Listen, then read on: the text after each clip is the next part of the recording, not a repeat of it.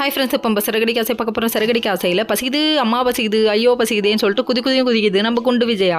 என்னடான்னு பார்த்தா பசிக்குதுன்னு கத்திட்டு இருக்கேனேடி, ஏன்டி இவ்வளோ லேட்டாக வரேன்னு சொல்லிட்டு கோவத்தை காமிக்குது நம்ம மீனா மேலே. என்ன பண்ணால் என்ன, எப்பொழுதும் நீ கோவத்தை தான் காமிப்ப அப்படிங்கிற மாதிரி ஆயிடுச்சு. பிரியாணி வாசம் நல்லா இருக்குன்னு சொல்லிட்டாங்க, நான் சமைக்கலத்த அப்படின்னு இந்த பொண்ணு ஒரு பொய்யை சொல்ல. ஏன்னா வர வழியில் தான தர்மம் பண்ணிட்டாங்கய்யா, இவங்க கர்ணர் பரம்பரையா அப்படிதான் இருப்பாங்க அப்படிங்கிற மாதிரி ஆயிடுச்சு. அதுக்கப்புறம் தான தர்மம் பண்ணது அத்தைக்கு சாப்பாடு வாங்கணுமேன்னு சொல்லிட்டு பிரியாணி வாங்கிட்டு வந்துட்டேன்னு சொல்கிறாங்க. என்ன பிரியாணி டி டேஸ்ட்டாக இருக்குன்னு சொல்கிறாங்க. காக்கா பிரியாணி தின்னு அப்படிங்கிற மாதிரி மனசுக்குள்ளே நினச்சிக்கிட்டு திட்டிட்டு அதுக்கப்புறமா சரின்னு சொல்லிட்டு கிளம்புற டைமில் திடீர்னு பார்த்தா அங்கே டான்ஸ் கிளாஸில் இருக்கிற பையனும் பொண்ணும் ஊட்டி விட்றாங்க. இதை பார்த்து காண்டாயிட்டாங்க. ஐயோ ஏதோ தப்பாப்படுதே அப்படின்னு சொல்லி யோசிக்கிறாங்க. அது மட்டும் இல்லைங்க, வீட்டுக்கு வந்தோடனே நெஞ்சு கறிக்குதுன்னு சொல்லிட்டு நெஞ்ச பிடிச்சிக்கிட்டே உட்காந்துருக்காங்க. என்னன்னு கேட்டால் இவ பிரியாணி கொடுத்தனால தான் சொல்ல. அதுக்கப்புறம் என்னாச்சு, வீட்டில் வகை வகையாக செஞ்சு அதெல்லாம் எங்கன்னு சொல்லி கேள்வி கேட்க, தான தர்மம் பண்ணிட்டேன் 2 பேருக்குன்னு சொல்ல, வீட்டுக்கு புண்ணியம் வந்து சேருமா, வாழ்த்துக்கள்னு சொல்லிட்டு எல்லாரும் வாழ்த்துக்கள் போடுறாங்க.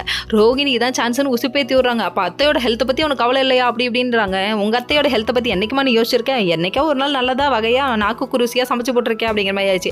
இதெல்லாம் நீ ஏன் கேட்கக்கூடாதுன்னு இந்த பொண்ணு யோசிக்க ஆரம்பிச்சிருச்சு. உசுப்பேத்தி விட்டதெல்லாம் போதும், உம்முன்னு உட்காந்துருங்க அப்படின்னு சொல்லிட்டு விஷயத்த சொல்கிறாங்க. இது மாதிரி உனக்கு பாராட்டு மலை பொழிஞ்சே ஆகணுமா, நீ வேற லெவல்மா அப்படின்னு சொல்கிறாங்க. அதுக்கப்புறம் பார்த்தா கடைசியில் எல்லாம் பொழிஞ்சதுக்கப்புறமா எனக்கு உடம்பு செல்லாம் போகிறதுக்கு காரணம் நீ தாண்டின்னு சொல்லிட்டு திட்டி விடுது அந்த பொண்ணு. சரி உனக்கு வேறு வேலையே இல்லை அப்படிங்கிற மாதிரி ஆயிடுச்சு. இன்னொரு பக்கம் நம்ம மனைவி தூங்கிட்டு இருக்கும் போது உயிரும் உங்கள் அம்மா உயிரும் போதும் டூப்ளிகேட் லெட்டர் வேறு. இதை பார்த்தோன்னே ஜர்க்காயிடுச்சு உங்களுக்கு. அப்படியே நடுங்கிட்டு போய் மொட்டை மாடியில் நிற்க, இதையும் பார்த்துட்டு ஐயோ நானும் சாவ போகிறேன்றாங்கடா, எனக்கு பயமாக இருக்கடான்னு விஜயா சொல்ல, நீ சாவறதாம்மா முக்கியம், நானே சாவ போகிறேம்மான்னு சொல்லிட்டாங்க. 2 பேத்துக்கு அள்ளு விடுதா பயம் அப்படிங்கிற மாதிரி இருக்குது. Okay friends.